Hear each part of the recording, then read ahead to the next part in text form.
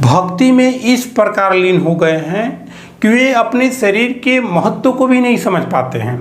वे गुरु के चरणों को छूने के लिए उस भीड़ भाड़ जगहों में ऐसे चले जाते हैं जैसे उनको परमात्मा की प्राप्ति हो गई हो। वे लगता है कि परमात्मा के शरण में गिरने के लिए जा रहे हैं, जबकि वो भी एक इंसान है। जिस गुरु को आप मानते हैं, गुरु की भक्ति करते हैं, ठीक है, लेकिन उससे भी ज़्यादा जरूरी है कि आप अपने शरीर को सुरक्षित रखें। आपके शरीर को अगर किसी प्रकार की हानि हो जाती है, तकलीफ हो जाता है, तो आप अपने भक्ति नहीं कर पाइएगा। तो आप अंधा भक्त मत बनिए, बल्कि आप अपने विवेक से, बुद्धि से कार्य करिए।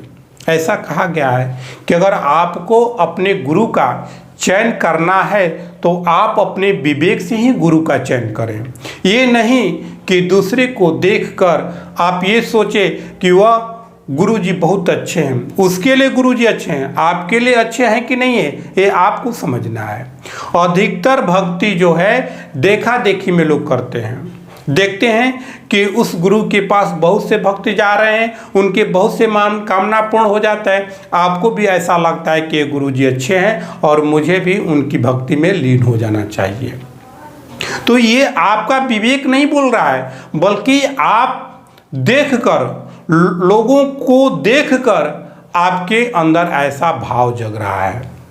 लेकिन ऐसा नहीं है कि सबकी भला हो जा रहा है, सबका भला हो जा रहा है तो आप जाइएगा तो आपका भी भला हो जाएगा, ये कदापि नहीं है। अगर ऐसा होता तो सभी लोग उस गुरु के पास जाते और कहते कि गुरुजी मेरी दशा, मेरा जो कमी, मेरा संकट और परेशानी इतना गिर गया है कि मुझको बाहर कर दी। सब लोग जाकर यही बात बोलते हैं।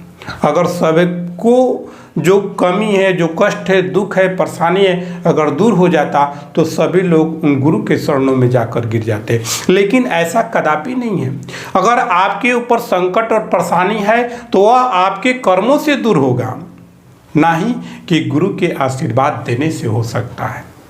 उसके लिए कर्म आपको करना पड़ेगा। ये हो सकता है कि गुरु आपके मार्गदर्शन को दे सकते हैं, आपके एक नई रास्ता बता सकते हैं, उस संकट और परेशानी से निकलने के लिए रास्ता बता सकते हैं। लेकिन आप अगर अंधा भक्ति बनकर करिएगा, अंधा भक्त बनकर करिएगा तो आपके जीवन में हमेशा परेशानी और दुख और तकलीफ ही आएगा।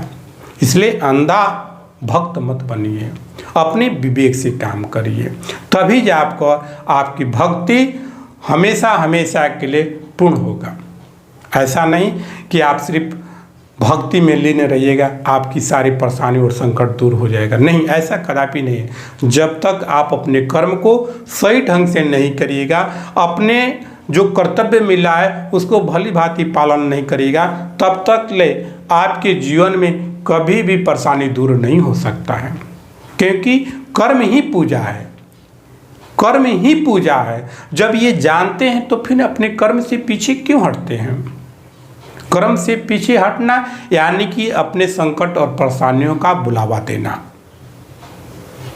आप अगर किसी में भक्ति में हैं, चाहे वह किसी देवी देवताओं में आपका मन लगा है, तो उससे आपके मन को सिर्फ शांति मिल सकती है।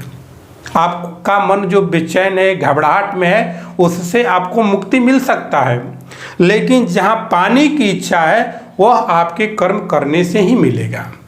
इसलिए आप कर्म को समझिए, कर्म को करिए, फिर जाकर आपके संकट और परेशानी अपने आप दूर हो जाएगा। इसके लिए किसी की ज़रूरत नहीं है।